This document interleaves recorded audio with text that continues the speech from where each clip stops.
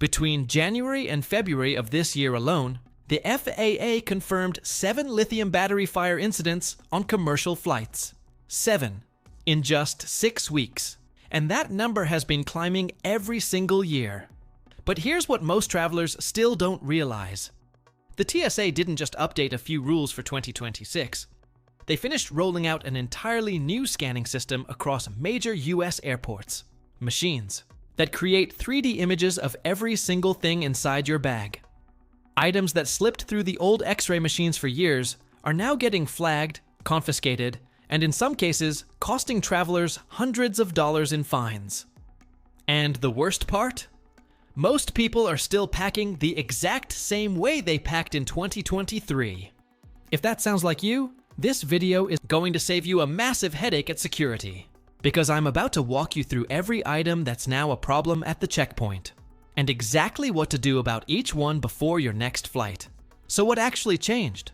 Most airports have quietly finished installing a completely different type of scanner, and it sees everything the old machines missed. They're called CT scanners, computed tomography, and they use the same core technology as medical CT machines. Instead of generating a flat, two-dimensional image of your bag, these machines produce a full 3D model that TSA officers can rotate, zoom into, and analyze from every angle. The TSA's own website confirms that CT technology applies advanced algorithms for detecting explosives and other threats by creating images that can be viewed and rotated 360 degrees. What does that mean for you? It means that cluttered bag you've been shoving through the X-ray for years, the one with cables tangled around bottles tangled around snack bars. That bag is going to get pulled. These scanners pick up density differences, unusual shapes, and items packed too close together. One flagged item sends your entire bag into secondary screening, and according to recent reports, a single secondary screening adds 20 to 40 minutes to your checkpoint time. During spring travel surges, that delay alone can cost you your flight. The good news is that at airports equipped with these CT machines, you may not need to pull out your laptop or your liquids bag anymore. The bad news is that the scanners are so precise, they're catching things nobody used to worry about. Which brings us straight to liquids and the 3-1-1 rule. The rule itself hasn't changed. Each container must hold 3.4 ounces or less, and all containers must fit inside 1 quart-size clear bag. 1 bag per traveler. Period. But here's where the confusion starts. Some travelers have heard that the new scanners mean you can bring bigger bottles now. That is absolutely not true. The CT scanners changed the screening process at some checkpoints, meaning you might be able to leave your liquids bag inside your carry-on instead of pulling it out. But they did not change the size limit. TSA's own 2026 guidance still points directly back to the 3-1-1 requirement at every US checkpoint, and enforcement is sharper than ever. The container size is what gets measured, not the fill level. So if you've got a half-empty 6-ounce bottle of sunscreen, it's getting confiscated. Doesn't matter that there's only 2 ounces left inside. The bottle says 6 ounces. It's gone. If you want to avoid losing expensive toiletries, transfer everything into properly sized travel containers before you leave the house. And if you're carrying medical liquids, insulin, prescription solutions, anything medically necessary, declare them to the TSA officer before your bag goes through the scanner. Medical liquids are exempt from the 3-1-1 rule, but only if you tell the officer up front.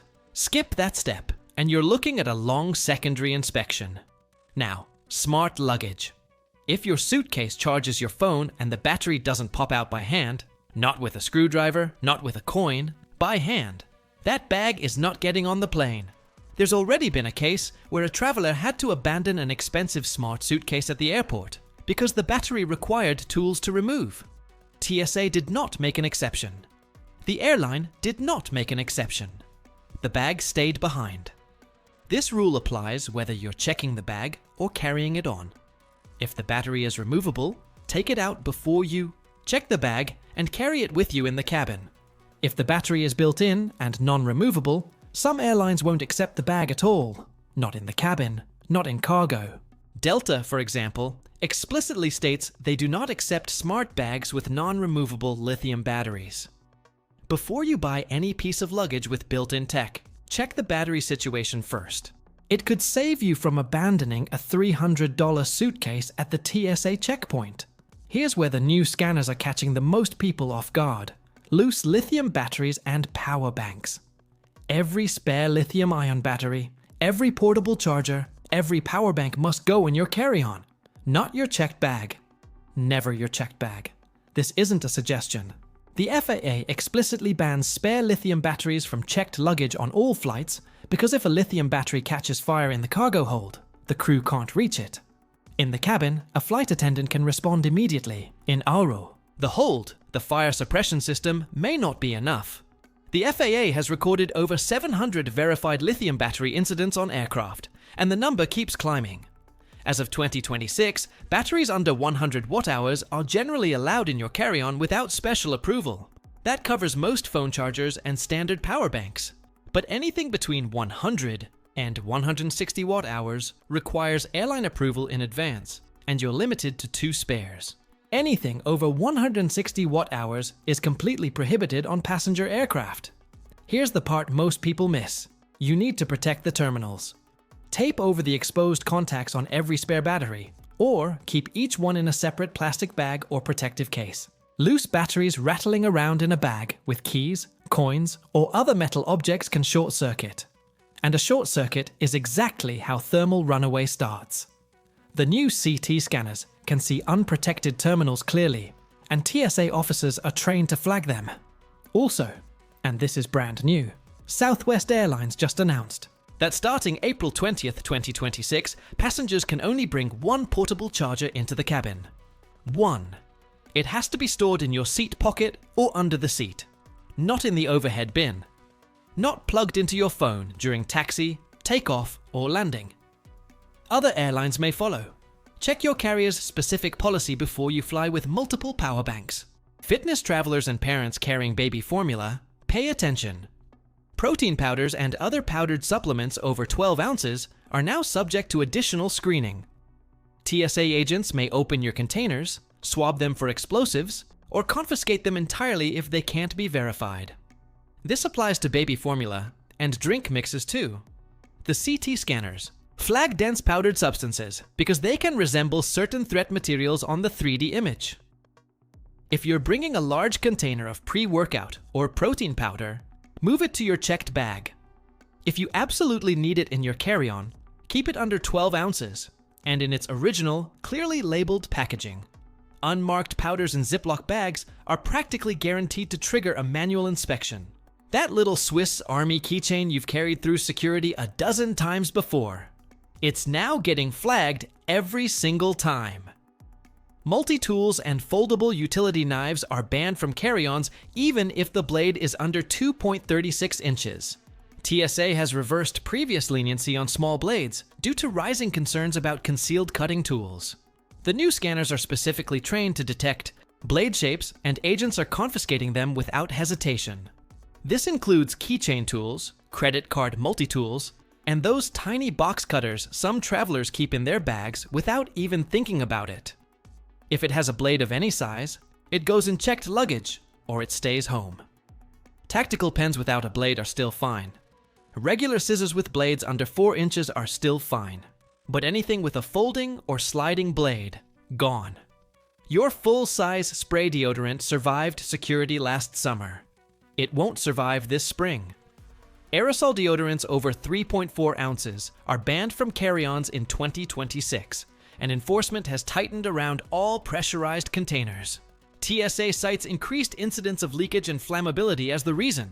Stick deodorant and roll-on are completely fine. But if you're still tossing a full-size aerosol can of anything into your carry-on, deodorant, dry shampoo, sunscreen spray, expect it to end up in the trash bin at the checkpoint. Switch to solid alternatives for your carry-on and save the aerosols for checked luggage. Now, this next one isn't about what you packed. It's about what's in your wallet. Starting February 1st, 2026, showing up to a TSA checkpoint without a real ID-compliant driver's license doesn't just slow you down. It costs you $45. Cash. On the spot. TSA launched a program called Confirm ID. You pay the fee, They verify your identity through alternative methods, and you get a 10-day window to fly. After 10 days, you pay again. So if you leave for a 2-week vacation without a real ID, you're paying $45 on the way out and another $45 on the way back. That's $90 gone because of an ID you could have gotten for free at your local DMV. A valid passport still works as an alternative. But if you don't have a passport and your license doesn't have that small star in the upper corner, you are not real ID compliant. Teenagers flying alone need compliant ID too. Only minors traveling with an adult who has a real ID are exempt. Check your license today, not tomorrow. Today. Perfectly legal prescriptions are now one of the top reasons travelers get pulled into secondary screening, and most of them have no idea why.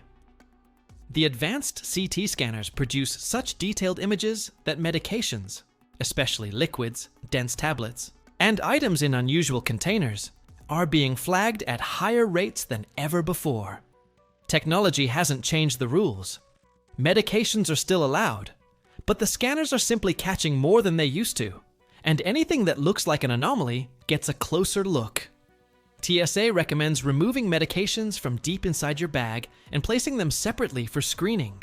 Keep prescription labels visible when possible. If you're carrying liquid medications that exceed the 3.4-ounce limit, declare them to the officer before screening begins. They're exempt from the liquid rule, but only if the officer knows about them up front. A 67-year-old woman named Patricia, flying out of Charlotte, spent 35 minutes in secondary screening last month because her insulin pens and blood pressure medication were buried at the bottom of a tightly packed carry-on. Everything was legal. Everything was allowed. But because it wasn't separated and declared, the scanner flagged the entire bag. 35 minutes of her layover, gone. Don't let that be you. A belt buckle shaped like a pistol caused a terminal evacuation at Denver International last year. Toy guns, replica grenades, novelty weapon-shaped items, all banned from carry-ons in 2026. TSA expanded the definition of prohibited items to include anything that could be mistaken for a weapon on a scanner image. Even items that are obviously fake can cause evacuations, massive delays, and law enforcement involvement. If it looks like a weapon on a screen, it's treated like a weapon until proven otherwise. Leave the novelty gear at home. It's not worth the story. So here's your action plan. The 5 things to do before you zip that suitcase shut. First, check your ID. Look for the star. If it's not there, get to the DMV or bring your passport. Second, pull every spare battery and power bank out of your checked bag and put them in your carry-on with taped terminals. Third, transfer all liquids into 3.4-ounce containers. Put them in a clear quart bag and stop assuming the new scanners changed the size limit. Fourth, ditch the multi-tools, the aerosol cans, the powder tubs over 12 ounces, and anything that looks remotely like a weapon. Fifth, separate your medications. Put them where the officer can see them. Declare liquids before screening. These rules aren't designed to make your life harder. They're designed to move a record number of passengers through security without incident. And the travelers who know them, they're the ones gliding through the checkpoint in 4 minutes while everyone else is repacking on the floor. If this saved you from a nightmare at the airport, subscribe. I cover rule changes, airline updates, and packing strategies that keep you moving. Share this with someone who's flying soon. They'll thank you for it. And the next time you walk up to that scanner, you'll walk through it with 0 surprises.